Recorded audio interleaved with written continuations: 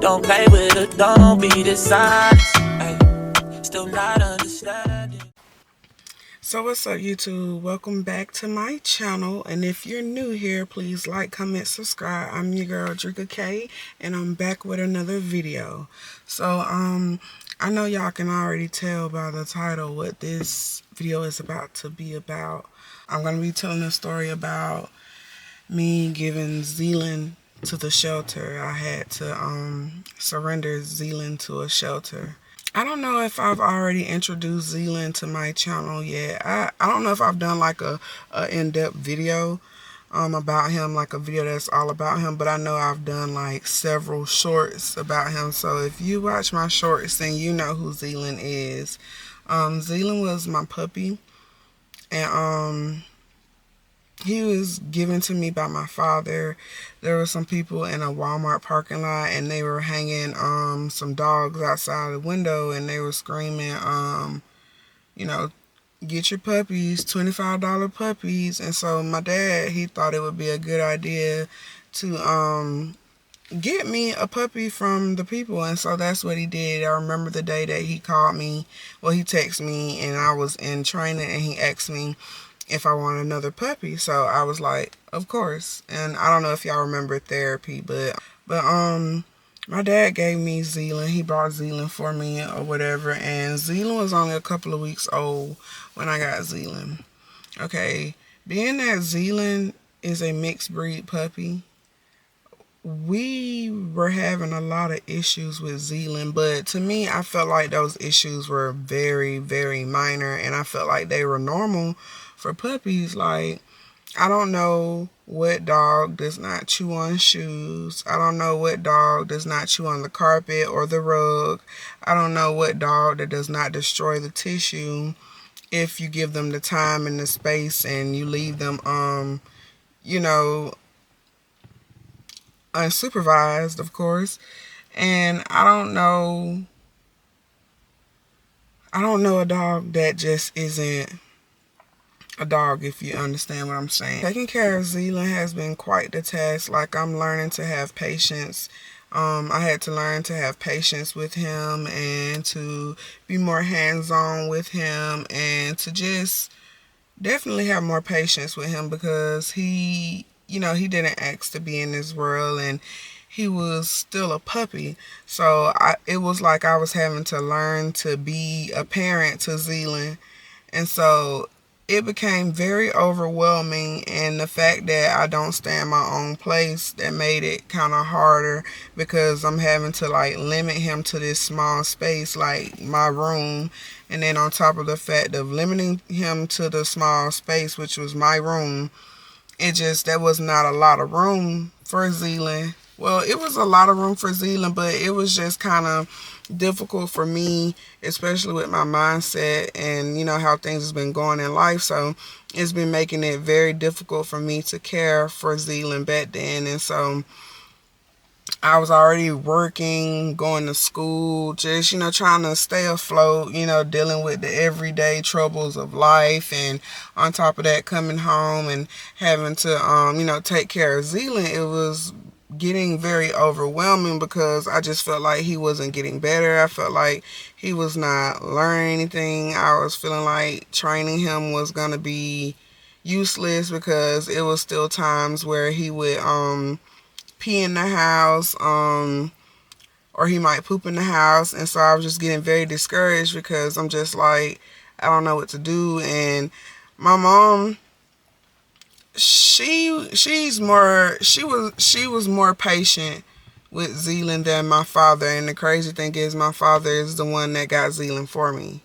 So yeah, my daddy was growing very old with Zealand. He was becoming very short. He was getting very agitated with Zealand, and he just, he made it hard for me. Like, I started feeling very overwhelmed. I started feeling like maybe I shouldn't have accepted Zealand from him, because like he doesn't have the patience to you know, kind of like wait this thing out with us until Zealand gets better, because of course with all puppies, if you keep working with them, they're gonna get better. Like, you know, you just have to be patient. So the fact that my dad was not patient, it started making my patience wear thin. And so for weeks and for months, I started contemplating. I was just like, I don't know, like, I'm probably gonna have to get rid of him.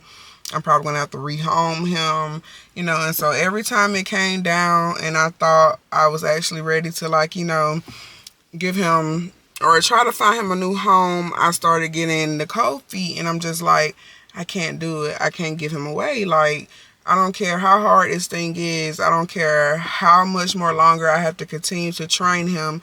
I don't want to give him up. Like, I've gotten attached. Like, raising him it's overwhelming, but it's just like, I don't want to get rid of him. Like, I can't, because I know that nobody else is going to be as patient with him as I am. And, you know, I'm just like, he's learning me, and, you know, having to give him up, he'll have to learn somebody else. I just was not having it, y'all. Like, I didn't want that for Zealand, even though he was like working my nerves like crazy, and I had puppy blues, because that's definitely what it was. I had puppy blues like crazy, y'all. And then on top of the fact that, like, my dad just, you know, was not, I had to turn the light out, and excuse me if my mouth is white. It's just been it's been one of those days.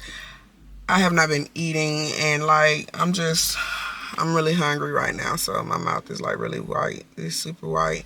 But yeah, the fact that my dad just was, you know, losing his patience with him, it was starting to wear off on me, and I started feeling like, you know, I just got to get rid of him, but I just never could follow through with it. So months passed and time went on, and I can remember like being outside one day and just, you know, just trying to do like the everyday training that I would do with him. And I just remember that day having a lot going on, and a lot was on my mind. And like on that particular day, Zealand was just extra hard-headed. Like, he was not listening.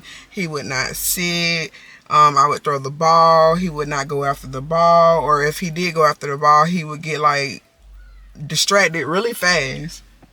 And so that kind of like, you know, it kind of like just pushed me into this zone, like, it's useless. Like, I'm about to get rid of him. I'm ticked off. I'm overwhelmed. I'm worried about, you know, if he's going to get better. I'm worried about, you know, trying to find a place for us to live.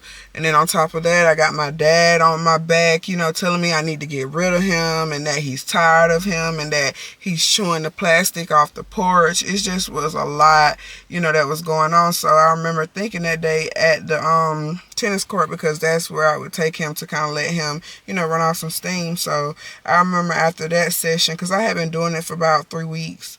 I remember after that session, in particular, I can't remember the day, but I want to say it was sometime in, I'm trying to see. I want to say it was in December, y'all. I can't remember, but I remember that day in particular, like, just being fed up with everything, and I just went on and I decided, like, I'm just about to do it. So I grabbed my phone and I picked it up and I called the animal shelter in Cordele. And so normally when I call, and that was another thing, that was one reason, on top of the fact that I was getting cold feet and not want to do it, every time I would call the shelter, I would get no answer. Like, it would always go straight to voicemail, or they would call me back. So this particular day I called, it rang twice, and somebody answered, and I just was like, you know, I was shocked because I couldn't get anybody before. So they was like, hello, Chris County Animal Shelter. And so I remember telling them, like, you know, I'm at the end of my rope, and I was asking them if they had space for another dog, because I was like, I wanted to surrender my puppy. And so they started asking me all kinds of questions, like, what kind of dog is he, you know, and stuff like that. And so they asked me what size he was. I let them know that I did not know what kind of dog Zealand was, and I told them what size he was, and they was like, give us a second, we'll go check to see if we have any space for him. So I was like, okay, thank you. And so I waited for a little bit, and then finally they got back on the line, and they told me, yes, they had space for him, and that I could bring him at 2:30. So I was like, okay. And that was it. And so after I hung up the phone, I just instantly just started, kind of feeling sad because I'm just like, I'm really about to do it. Like, I'm just like, at this point, I don't have no other choice. I'm tired of, being, uncomfortable at the house, because I'm having to limit, his roaming space, trying to keep him out of the way of my dad, so I'm just riding around. I remember him being in the back seat, and I'm just thinking in my mind, like, he don't even know what's going on. Like, he has no idea about what's about to happen. So it started getting closer and closer to 2:30. So I called my mom and I let her know that I was about to, surrender him. And she was just like, don't do it if you don't want to do it. And I just was like, Mama, like, I don't have no other choice. Like, you see what's going on at home. And I was like, you see how hard it's been, for me to try to, keep him, back there in the room, keep him out of on the way of my dad, me trying to keep the porch up and clean up and make sure he doesn't tear the plastic off. Like, I was literally running myself ragged. I was walking on eggshells. I was afraid because I just know that I couldn't control the things that Zealand does, even though it was normal, it was puppy stuff, but it just was like my dad was just blowing everything out of proportion, and it really hurt me because I'm just like, you're the one who bought me this dog. So yeah, it was just a lot. So I, like my mom said, she was like, if you don't want to do it, then don't do it. But I just really felt like I didn't have any other choice other than to do it. So 2:30 got there, and my mom and my nephews, they were the ones that went with me to surrender him. And y'all, when I tell you, it was literally, I'm trying to see if I can find, hold on, I'm just trying to see if I can actually find the contact.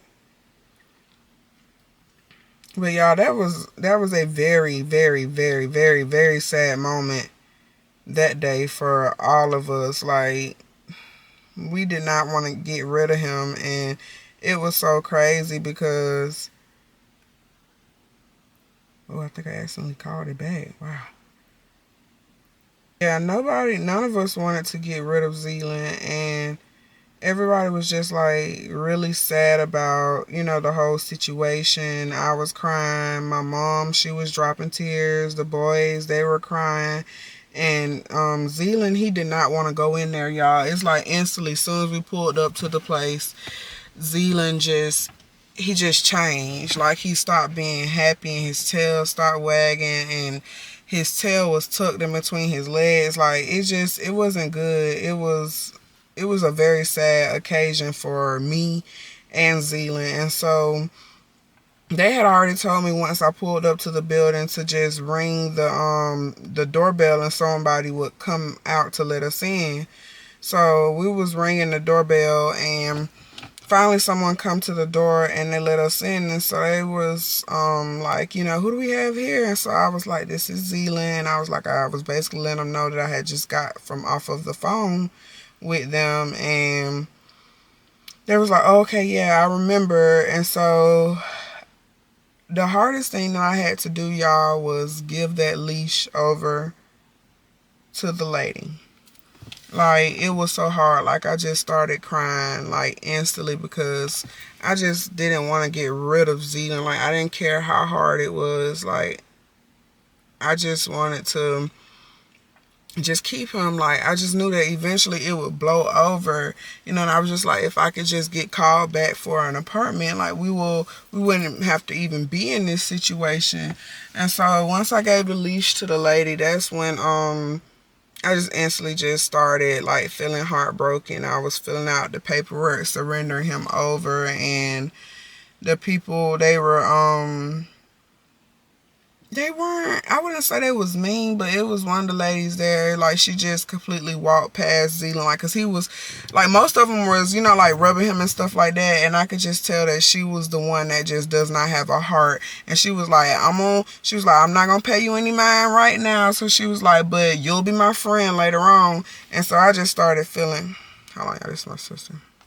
But yeah, she was just basically like, I'm not going to pay you any mind now because right now you're afraid, but later on you're going to be my friend. And she did not say that in like a, teasing type voice. Like, I already knew what it meant. Like, I knew that she was like the one that just doesn't really have a heart, so I just started feeling really bad. And after I finished the paperwork,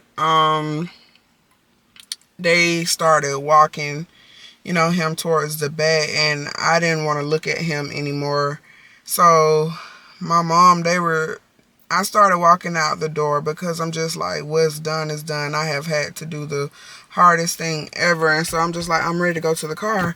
But my mama, she wanted to stay back and ask questions like, how would the whole process go with, putting him up for adoption. And so the lady was basically telling her like he would not be at the shelter in Cordele, that he would be sent off like that same night or whatever. And so I remember like, just kind of being upset, and I'm just like, mama, come on, let's go. Like, it's no use. I'm just like, it doesn't matter at this point. My heart is just turning cold because I wanted to keep him, but I couldn't. So it's like I was trying to make myself just, forget everything. And so finally I got to the car and I just broke down, like down to my knees, because like, I broke down to my knees. I'm sorry, I'm just trying not to cry. I broke down to my knees, and I remember my mom just being like, did you want me to drive back home? And so I was like, yes, please, because I was not in the right headspace to be trying to drive us home. And it was just really rough, y'all. It was really rough. So on our way back home, the whole car ride was just completely silent. Like, all you could hear was like, us just crying. And so once I got home, it just really hit me. I was looking at his cage. I was looking at his food. And I noticed like once I got back home, my daddy had already started to like clear his stuff out the way, like take his box off the front porch. He took his stake from up out of the yard, the little thing that we would have him like tied up to or whatever. And so sitting in that room, it was really rough. And I just remember I just kept thinking about him, and I just kept looking at his cage. And so like my sister got off work because she had already heard the news, and my sister was already telling me, don't get rid of him, don't get rid of him or whatever. But she got off her work and she came to me and she was like, all is well. She was like, all is well, sis. And I just broke down and started crying again. And she started crying too, because Zealand was just like, he started growing on the family. It was the same way like with therapy. So Zealand just started growing on everybody. Everybody got attached to him. And so I just broke down and I started crying. And she was like, go ahead and, take his cage down and get rid of his food so that you just won't sit there, and be beating yourself up about the fact, that he's gone. And so I was like, okay. I really didn't say anything. I just kept crying. And so after my sister left, I just kind of continued to sit in the room and I just kept thinking about him. I was looking at his cage and his dog food, and for some reason I couldn't get rid of his cage. Like, I didn't want to get rid of his cage just yet. I didn't want to throw away his food, just yet. I don't know why, because, I'm just like, he's gone now. They was shipping him off that same night, and I'm just like, I'm wondering, like, if he's gone already. And then I started thinking about, like, I wonder if he's got cover. I wonder, have they fed him? I wonder, have they given him something to drink? Like, I'm wondering, have they take him outside and let him, like roam around, because this is normally the time that, I do those things for him. So all kinds of things just started, filling up my mind. I started imagining him, like in there just afraid. And normally when Zealand's sleep in the cage, he's all comfortable. He's laying on his back. He's just, like a human. He's laid out. And I'm just like, I know right now he's afraid, and he's not like that. I know he's probably balled up in the corner, just all kinds of bad things just started coming to my mind. And I just started crying even more, y'all. Like, it was bad. And so it came time for, for me to take a shower and stuff. I remember that night I bypassed the shower. I did not take a shower because I just started getting like, instantly I started feeling depressed again because I was already just going through a lot. So I skipped out on my shower that night, and I remember just laying under the covers in my room in bed, and I just kept, thinking about him, and I just was like, I hope they're being okay, to him. And I remember just praying.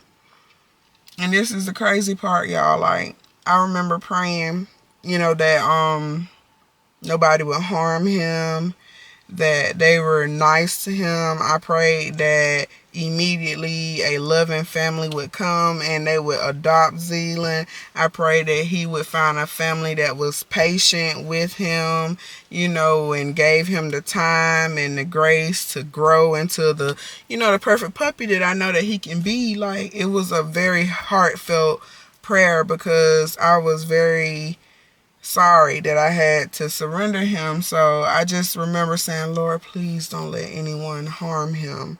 Like, I just kept repeating it. Don't let anybody harm him, Lord. I was like, he's a good puppy. Don't let no one harm him. He's a good puppy. I just kept, that was one of my biggest points of my prayer, that please don't let anybody harm him. And so that night, it went on, and my heart was just really heavy. I pretty much cried all the way through the night. I didn't go to sleep until like 4 that morning.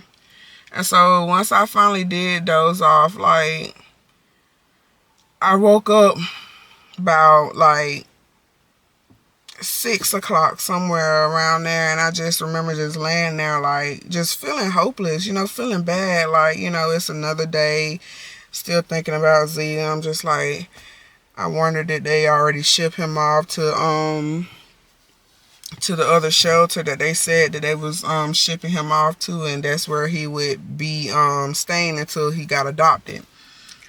So I'm just sitting there on my bed, I'm sitting up, and I'm just like, let me pray one more time. And so I prayed again, and I was just like, Lord, please don't let anyone harm him, and so I'm sitting there on my bed, and I pick up my phone. Well, actually, after I prayed that prayer, I started my little spend my time with God, because that's what I do on mornings before I even grab my phone. Like, I instantly get my Bible out and I pray, and I read a chapter and stuff like that. So after I finish doing that or whatever, I grab my phone, because after I do that, I always instantly grab the phone afterwards, like I'm human or whatever. So I grabbed the phone, and something just was like, check your call log, because I don't have my phone to where like the notification, tells you when you have a missed call. Like, I don't know why.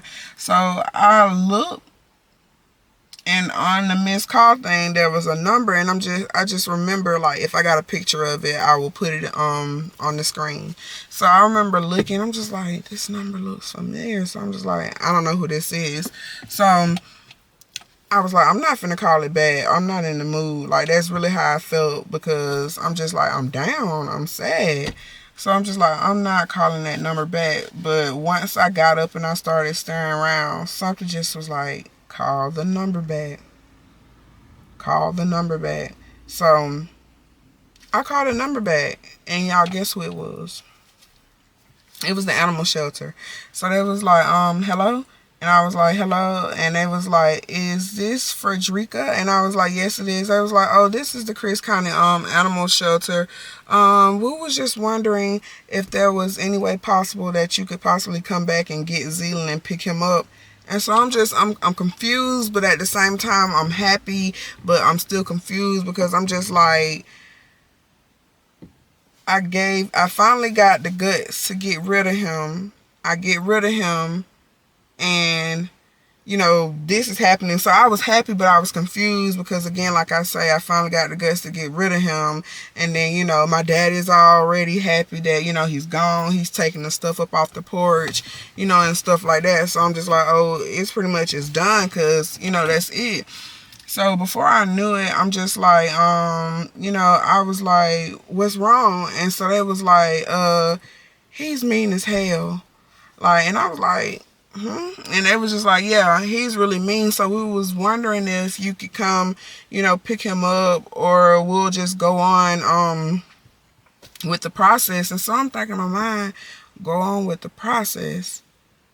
And so something just instantly told me, wait. So I was like, yes, I'm about to get him. So I'm happy. My anxiety is crazy. Like, I'm all over the place. Like, I don't know what to feel. I'm happy, but I'm also kind of confused, and I'm scared, to tell my dad that, that I'm about to get him back. So I'm just like, I was like, calm down.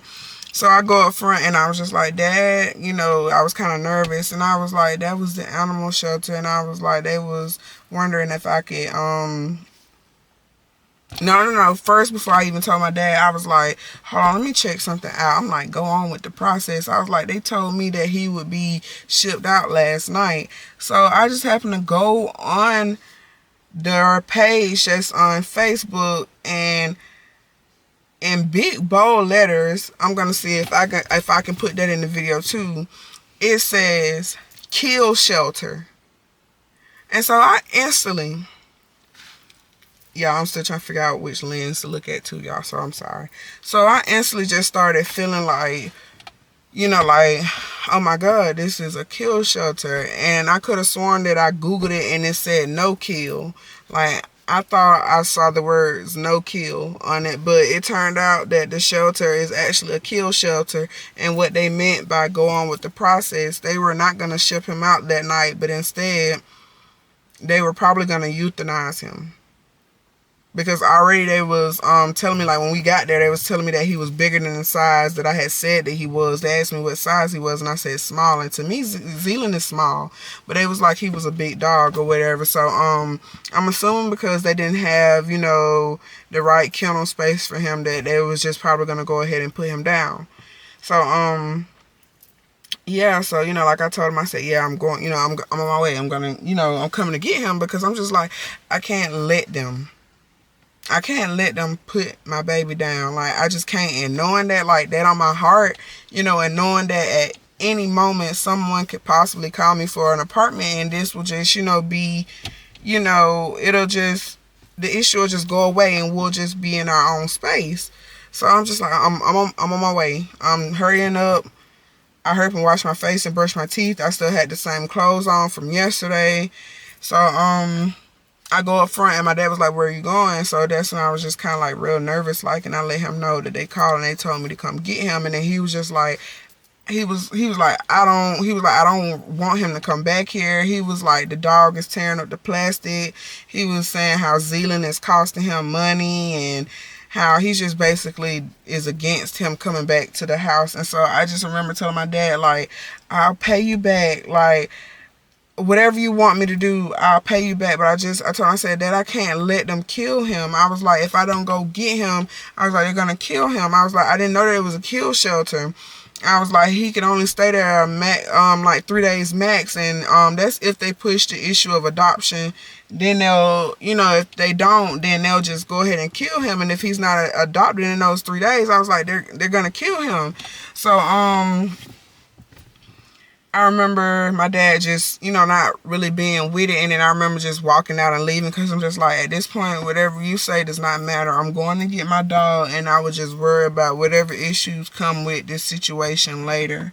And so that's what I did. I left, and the crazy thing is, when I surrendered him, I had to pay $25. So I did have to go get $25 again to adopt him back.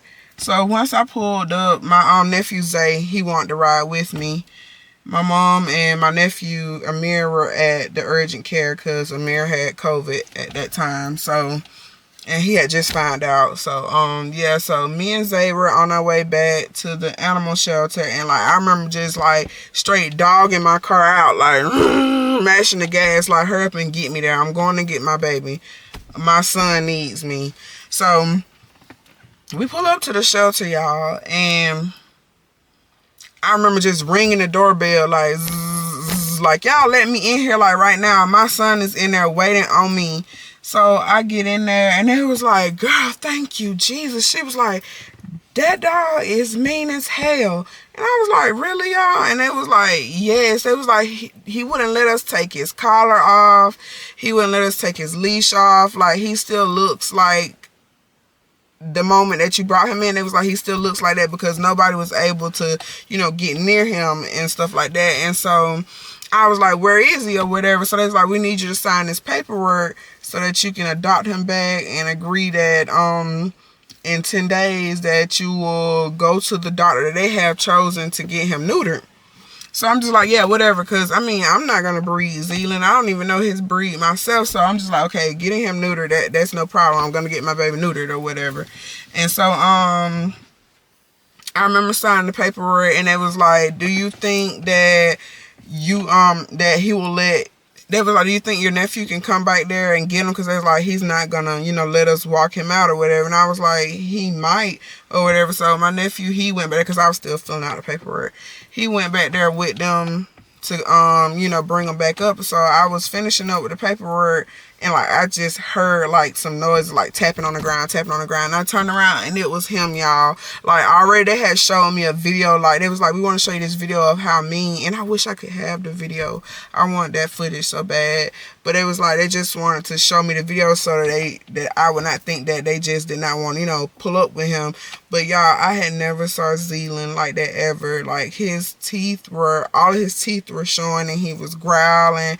He looked like a mad dog, y'all. And my heart just instantly broke. And I'm just like, where is my baby right now? Like, you know, bring him to me. And so like, that's why I said I heard the tapping of the ground, like his toenails, like he was coming up or whatever. And I turned around or whatever, and I looked, and I was like, Zealand, you know, I was so happy to see him, y'all.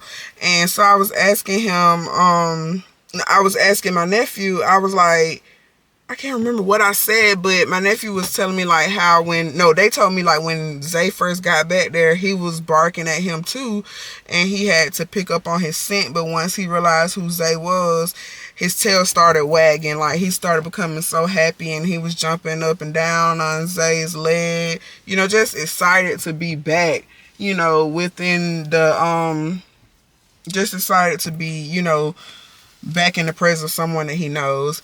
And so I been down to like, you know, grab him, and like he snaps on me, and I'm just like, you know, I'm like, oh my Lord, like at this point I'm just like, I don't know what to do now. And so it took him a minute to get my scent, you know, or whatever. But once he realized like who I was, his tail started wagging, and he started jumping up on me. And I remember I just squeezed him so hard, y'all. Like I really missed him so much, because I didn't want to get rid of him, but it was like the pressure like from my dad and just not being comfortable, you know, in that house with him, and, you know, having Zealand there, you know, I just felt like it was just bringing, you know, unwanted stress, because I'm just already going through a lot in my life right now. So I was just happy to have Zealand back. And like I said, I had to adopt him back. I had to pay $25, which they had forgot about, but I was just so happy to have Zealand back. I was like, oh yeah, I was like, don't forget. I was like, here's the money. And they was like, oh girl, thank you, because we had forgot this, that, and the third. You know, I'm just like, whoa. So I could have got my dog and kept my money, but God is, you know, it's all is well. That money is gonna come back to me. All is well. So the drive back home was lit, y'all. Like, Zealand was in the back seat. He was just going from window to window, and he was just so happy he couldn't stay down. Like, he just kept hanging like on the back of my chair and just sniffing us. He just really couldn't believe that, you know, he was back in the presence of the people that, you know, he once knew or whatever. And so like I called my mom and I said, guess what? And I was like, I got Zealand back. And my mom, I can hear her through the phone like clapping and stuff like that. And I can hear Mirror in the background, like, you know, just being happy and stuff like that. And I remember getting home, and once I got him settled, like, back in his cage, I just was like, I kept thinking in my mind, like, it was a reason why I did not want to get rid of that cage. Like, I didn't know that this was happening, but I just had this feeling like, I don't know, I can't explain it. I had this feeling like I just, you know, like I would probably like up and get an apartment soon and I could possibly adopt him back, you know, like that type of thing. Like, I don't know, I was just hopeful, and I was like, I'm not getting rid of this cage, you know, and this dog food, I just didn't want to do it. And so I remember getting on my knees and I just started praying. And that's when it instantly hit me. And I remember thinking, like, God really does answer his prayers. He really does. Because my whole point of my prayer for Zealand was that he found a nice home and that nobody would harm him. God knew that I had mistaken that shelter for a no-kill shelter, thinking that he could stay until he would be adopted, when really, in big bold letters on the advertisement, it says kill shelter. But God knew that I did not see that part. He knew that it was a misread. He made it so that Zealand could come back with us and that he would not be harmed, because that was the biggest point of my prayer. That was the biggest part of my prayer, is that nobody would harm him. And God saw that that shelter was a kill shelter and that they was going to kill him. So I'm so glad that that prayer got up to God at the time when it did. And I'm so glad that God acted fast on my behalf when it came down to that. And it was so crazy because, like, once I got to the shelter, I remember telling them, like, I did not sleep well at all that night. And they was like, he didn't either. They was like, all he did was bark all night, you know. And so I was just like, oh man. But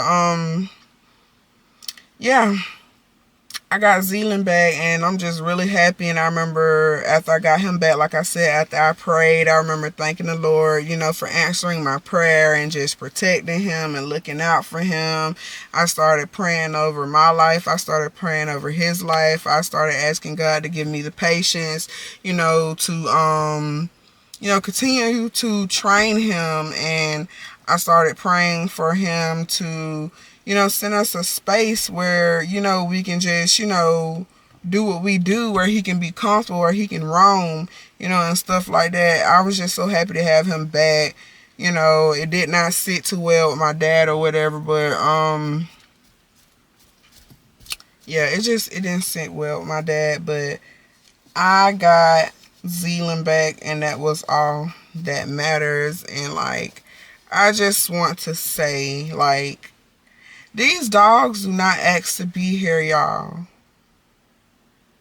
So, before purchasing a dog, please make sure that this is exactly what you want to do. Make sure that you have the time or that you have the adequate schedule to be able to raise this puppy. And even if you come into some puppy blues, just try to fight it out, stick it through, because it does get better. It does. And like, my advice would be, like, if you're not in your own space of your own, then do not get an animal. For the simple fact that you don't live in your own home, and that the people that you're staying with, they can change their mind and just, you know, want you to get rid of the dog, or, you know, give you an ultimatum. It's either you or the dog, you know. So yeah, that would be pretty much what I would have to say. Like, don't get these animals knowing that you're not in the right predicament to take care of them, and then next thing you know, you're having to call the shelter to, you know, surrender them, because, you know, it just, you know, shelters are already packed as is. And that's so yeah, that was pretty much all that I wanted to say in this video. I thank you guys for watching. Please like, comment, and subscribe.